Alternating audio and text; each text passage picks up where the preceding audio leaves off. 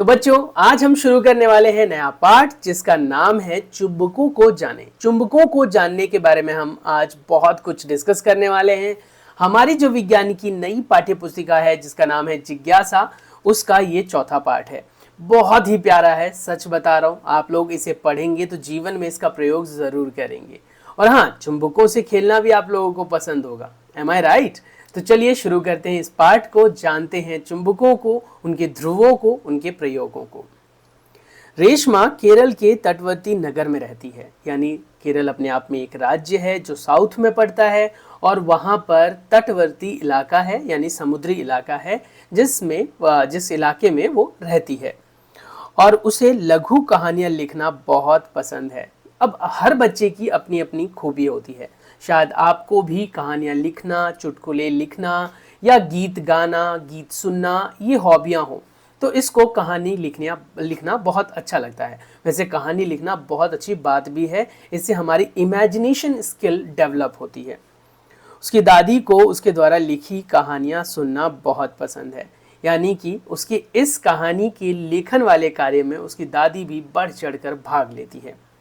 इसीलिए वह अपनी दादी के 60वें जन्मदिन पर उन्हें सुनाने के लिए एक नई कहानी लिख रही है। यानी वो एक नई कहानी पर कार्य कर रही है जो अपनी दादी को वो उनके 60वें जन्मदिन पर एज अ गिफ्ट कह सकते हो सुनाएगी। रेशमा की लिखी यह कहानी पुराने दिनों के व्यापार के लिए केरल से मसाले ले जाने वाले एक जहाज पर आधारित थी। जैसा कि आप सभी जानते हैं बेटा कि अंग्रेज हमारे भारत में कुछ चुराने नहीं आए थे। वो बात अलग है कि हमारे भारत के लोग इतने शरीफ लगे उन्हें, या फिर कह सकते हो इतने ज़्यादा आप कह सकते हो डरपोक लगे कि उन्होंने हमारा भर कर शोषण किया। हमारे ही देश में आए, हमारा ही सामान खरीदा और हमको ही महंगे रेटों पर बेचा, और इस आधार पर हमसे ही पैसे कमाकर वो अमीर बने और हम पर ही राज करने लगे। खैर छोड़ो, जो हो गया हो गया। हम सिंपल बात ये कहेंगे कि हुआ क्या, व्यापार करने आए थे वो। हमारे भारत में बेटा मसाले बहुत ज़्यादा विख्यात थे। यानी बाहर के लोगों को हमारे भारत के मसाले बहुत पसंद, खास करके केरल इलाके में जो पाए जाने वाले मसाले हैं और पहाड़ी इलाकों में पाए जाने वाली जो औषधियाँ हैं, उसके लिए अंग्रेज हमारे भारत में आए थे। उसे इस बात की जानकारी थी कि उन दिनों नाविक रात में रास्ता जानने के लिए तारों की स्थिति का उपयोग करते थे। ये बिल्कुल ऐसी समझ लो स्थिति होती है जहाँ पर आपको एक ऐसे सुनसान रेतीले मैदान में छोड़ दिया जाए जहाँ दूर दूर तक कुछ दिखे ही ना। तो आपको कैसे पता चलेगा कि मैं सही रास्ते पर जा रहा हूँ या नहीं जा रहा हूँ? आपको कैसे पता चलेगा कि किधर लोग रहते हैं? आपको कैसे पता चलेगा कि मेरी जो सेफ्टी है वो किधर होगी? नहीं पता चलेगा। तो ऐसी स्थिति में आपको कोई ना कोई यंत्र तो चाहिए। जैसे अभी फ़िलहाल तो हमने जीपीएस डेवलप कर लिया है, जिससे आप अपने मैप में देख सकते हैं आप कहाँ पर हैं, आपको कहाँ जाना है, कौन से रास्ते को तय करना है, कहाँ पर ट्रैफिक है, ये सब पता लग जाता है। पहले थोड़ी ना होता था। तो पहले वो लोग एक दिशा सूचक यंत्र का प्रयोग करते थे जिसमें चुंबक का प्रयोग होता है बच्चों। लेकिन उसके इस कहानी या उसकी कहानी में एक ऐसी स्थिति आई जिसमें नाविक एक रात तूफान में फंस गया। यानी वो कहानी लिख रही थी और उस कहानी में उसका जो किरदार था यानी नाविक जो था वो बिल्कुल तूफान में फंस गया। ये एआई से जनरेटेड चित्र है जिसमें आप साफ देख सकते हो कि एक सेलिंग बोट है और बहुत सारा पानी पानी दिखाई दे रहा है आपको। उसी तूफान रात में आकाश में बादल छाए हुए थे। अब कहानी इमेजिनेशन स्किल सोचो। यानी वो बच्ची है लेकिन वो इमेजिन क्या कर रही है, भैया अगर बादल आ गए तो रात में कैसे तारे दिखेंगे? नहीं दिखेंगे, बादल तो ढक लेंगे ना तारों को। अब तारे नहीं दिखेंगे तो उनको सही दिशा का अंदाजा कैसे होगा? इसीलिए ये कहानी में ट्विस्ट आया। अब हुआ क्या, और कोई तारे दिख नहीं रहे थे। रेशमा अपनी कहानी को आगे नहीं बढ़ा सकी क्योंकि उसे नाविकों के लिए दिशा पता करने का कोई उपाय नहीं सूझ रहा था। यानी उसको समझ ही नहीं आ रहा था कि जो नाविक है वो किस तरीके से अपना रास्ता तय करेंगे।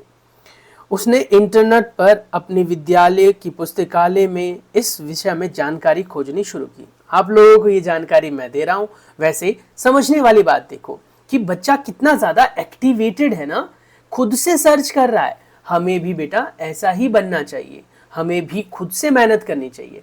आप अगर अपनी मार्क्स लाने के लिए टीचर पर दारोमदार डाल दो, टीचर पर आप कह सकते हो लोड डाल दो, तो बेटा आपके मार्क्स कैसे आएंगे?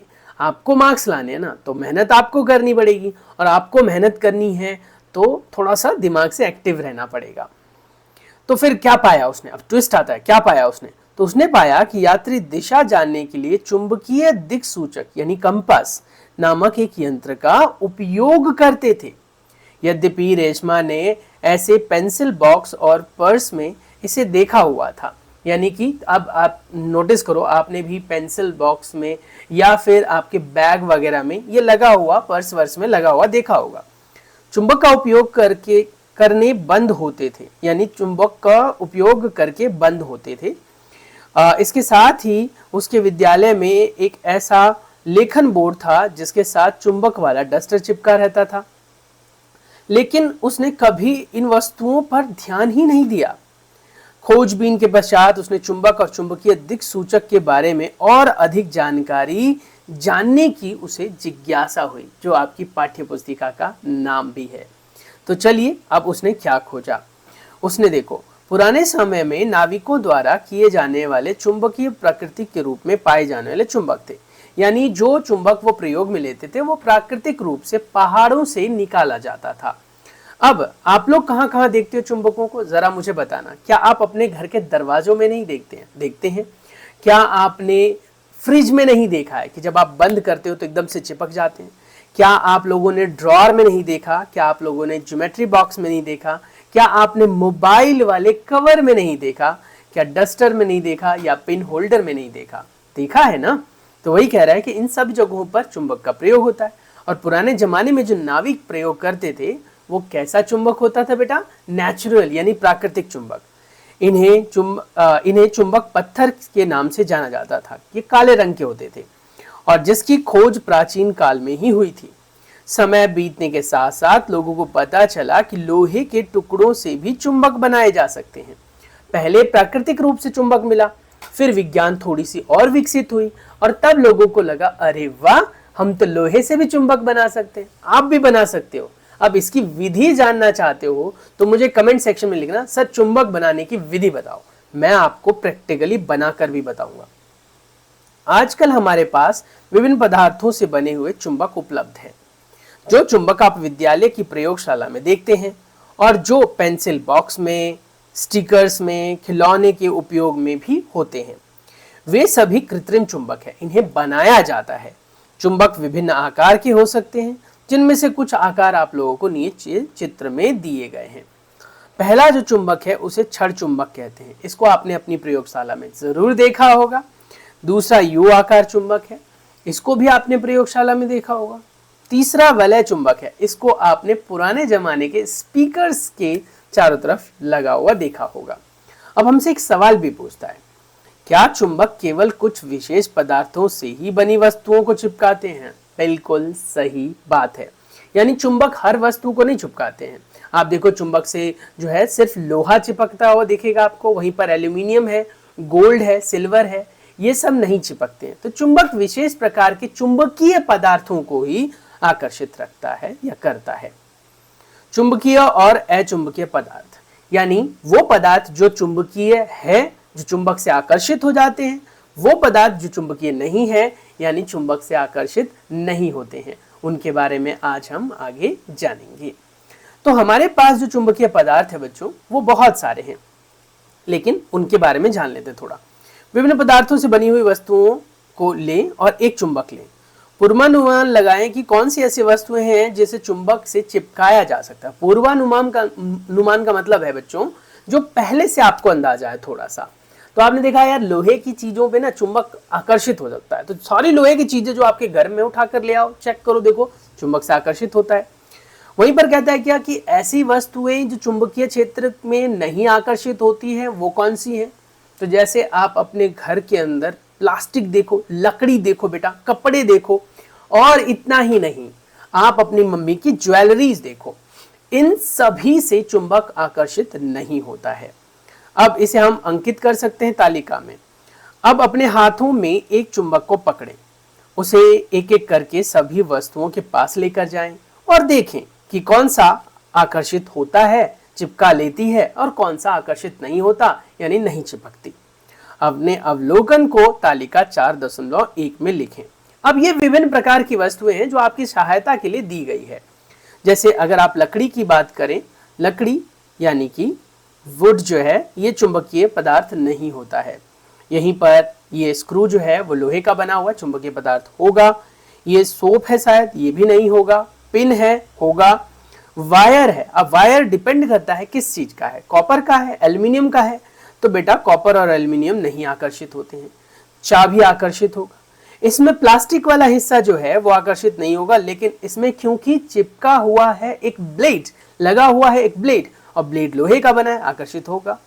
लोहे की पिन, कीले आकर्षित होगा। माचिस की डिब्बी नहीं आकर्षित होगा। ये भी आकर्षित नहीं होगा, ये भी आकर्षित नहीं होगा, ये होगा, ये आकर्षित नहीं होगा, ये नहीं होगा, ये होगा, ये नहीं होगा, ये नहीं होगा, और ये होगा। इस तरीके से क्रियाकलाप में जितनी भी चीजें आपको यहाँ पर मिली उसको छांट छांट कर यहाँ लिखना है। वे पदार्थ जो आकर्षित नहीं होते हैं वो इसमें डालने हैं, वे पदार्थ जो आकर्षित होते हैं वो आपको आगे लिख लेना है। यानी कि कह रहा है कि पदार्थ जिनसे वह वस्तु बनी हुई है, बताइए किससे बनी है, प्लास्टिक से, लकड़ी से, कांच से, लोहा से या किसी अन्य वस्तु से। तो अगर ये मतलब आकर्षित होंगे तो आपको यहाँ पर लिखना है, और किस चीज से बना है वो भी लिखना है।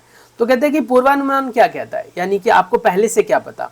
आप जैसे सोचते हो कि लकड़ी तो आकर्षित होती है, मान लो आपने सोचा, मतलब गलत ही सोचा, लेकिन मान लो आपने सोचा, लेकिन आपने अवलोकन किया, अरे भाई नहीं होती है, मतलब नया चीज सीखने के लिए मिला।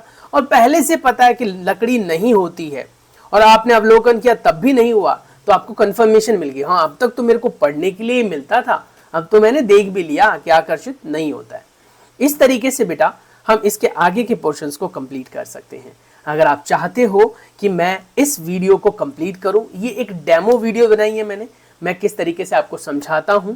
अगर ये आपको समझाने का तरीका अच्छा लगा बेटा तो चैनल को सब्सक्राइब कर लो। बाकी मिलते हैं नेक्स्ट वीडियो में, तब तक के लिए अपना बहुत सारा ख्याल रखो। Stay tune, take care, bye bye. और हाँ, चैनल को सब्सक्राइब कर ही लेना, फायदा है यार आपका, मेरा भी फायदा है लेकिन आपका ज्यादा है, ईमानदारी से कह रहा हूँ। Stay tune, take care, bye bye.